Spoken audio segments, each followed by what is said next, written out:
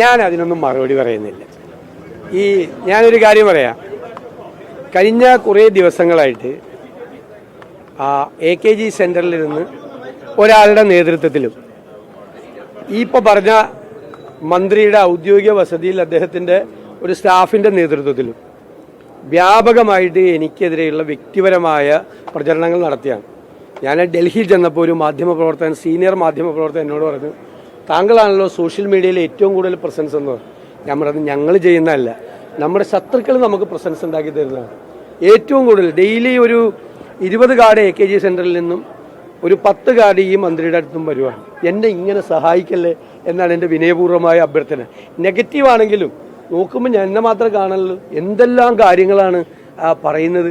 ഒരുപാട് കാര്യങ്ങൾ ഇങ്ങനെ ദുഷ്പ്രചരണം നടത്തിയാണ്. അതിനിങ്ങനെ എന്നെ തൊട്ടിട്ട് പിടിക്കാൻ നോക്കിയതാണ് ഇപ്പോൾ ഇതിലൊന്നും ഞാൻ തീരൂല്ല. അതിനൊന്നും അദ്ദേഹമായിട്ടൊന്നും മത്സരിക്കാൻ ഞാനില്ല. അദ്ദേഹം വലിയ ഒരാളാണ്. എനിക്ക് സംസ്കാരവും നിലവാരവും കുറവാണെന്നാണ് അദ്ദേഹം പറഞ്ഞത്. അദ്ദേഹത്തിന് വളരെയധികം സംസ്കാരവും നിലവാരമുള്ള ആളാണ് അദ്ദേഹം. എനിക്ക് അതിൽ തർക്കമില്ല. നല്ല നിലവാരമുള്ള ആളാണ് അദ്ദേഹം. ഞാൻ അദ്ദേഹത്തെക്കാൾ നിലവാരം കുറഞ്ഞ ഒരാളാണ്. തർക്കമില്ലല്ലോ. അപ്പോൾ ഞാൻ നിലവാരം കുറഞ്ഞ ആളാണെന്ന് പറഞ്ഞിട്ട് എന്നെ വെല്ലുവിളിക്കല്ലേ. ഞാൻ നിലവാരം കുറഞ്ഞ ഒരാളാണ്. അദ്ദേഹത്തെക്കാൾ നിലവാരം കുറഞ്ഞ ഒരാളാണ്. അദ്ദേഹത്തിന് എന്നേക്കാൾ നിലവാരവും എന്നേക്കാൾ സംസ്കാരമുള്ള ഒരാളാണ്. ഞാൻ തർക്കിക്കാനും വഴക്കിടാനുമില്ല. കാരണം പൊളിറ്റിക്കൽ നറേറ്റീവ്സ് ഉണ്ട് ഈ തെരഞ്ഞെടുപ്പ്.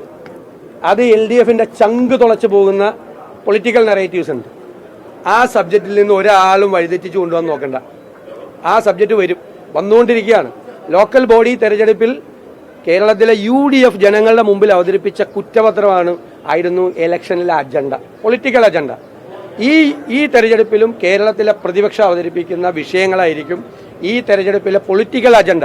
അതായിരിക്കും ജനങ്ങൾ ചർച്ച ചെയ്യാൻ പോകുന്നത്. അതിൽ നിന്ന് വഴിമാറ്റി കൊണ്ടുപോകാൻ വേണ്ടിയിട്ടാണ് ഈ തോണ്ടല്, പിച്ചല്, വലിക്കല്, തോട്ടിയിട്ട് വലിക്കല്.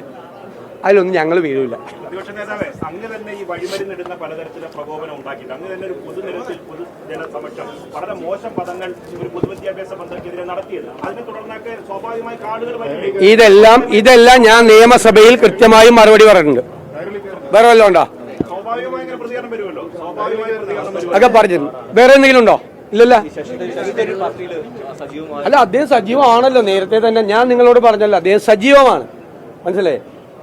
അദ്ദേഹം ഈ തെരഞ്ഞെടുപ്പിൽ അദ്ദേഹത്തിന്റെ മുഖം കേരളത്തിലെ 140 നിയോജകമണ്ഡലങ്ങളുണ്ടാവും. ശശി തരൂർ എന്ന് പറയുന്ന ഒരു വ്യക്തി ഒരു വിശ്വപൗരനായിട്ടുള്ള വ്യക്തിയാണ്. കോൺഗ്രസിന്റെ അഭിമാനമായിട്ടുള്ള ഒരാളാണ്. അദ്ദേഹം വിദേശ സർവീസിൽ നിന്ന് വന്ന ഒരാളാണ്. അദ്ദേഹം ഈ ലോകം അറിയപ്പെടുന്ന എഴുത്തുകാരനാണ്. അദ്ദേഹത്തെ ഇഷ്ടപ്പെടുന്ന ഒരു വലിയൊരു സമൂഹം കേരളത്തിലെ ജനങ്ങളുടെ ഇടയിലുണ്ട്. അവരുടെ ഇടയിലേക്ക് അദ്ദേഹം വരികയാണ് ഈ തെരഞ്ഞെടുപ്പിൽ UDFന് പിന്തുണയുമായിട്ട്. ബാക്കി ഞാൻ നിങ്ങളെന്ന് പറഞ്ഞപ്പോൾ ഞാൻ പറഞ്ഞില്ലേ, അതെല്ലാം തെറ്റായ വാർത്തകളാണ്, അടിസ്ഥാനമില്ലാത്ത വാർത്തകളാണ്, വെറുതെ LDF ക്യാമ്പിൽ നിന്ന് പ്രചരിപ്പിച്ച വാർത്തകളാണ്. ആ വാർത്തയ്ക്കൊന്നും അടിസ്ഥാനമില്ല. അദ്ദേഹം UDFനെ 100 സീറ്റിലധികം വാങ്ങി തിരിച്ചു കൊണ്ടുവരാൻ വേണ്ടിയുള്ള ഞങ്ങളുടെ പോരാട്ടത്തിന്റെ മുൻനിരയിൽ ഞങ്ങളുടെ അഭിമാനമായ ശശി തരൂരുണ്ടാവും. സമയമുണ്ടല്ലോ. ലോകത്തെവിടെയായാലും ഏത് സമയത്തും 24 വാർത്തകളും ഓഗ്മെന്റഡ് റിയാലിറ്റി പാക്കേജുകളും എക്സ്പ്ലെയിനറുകളും വിശദമായി കാണാൻ ഞങ്ങളുടെ YouTube ചാനൽ നിങ്ങൾക്ക് സബ്സ്ക്രൈബ് ചെയ്യാം.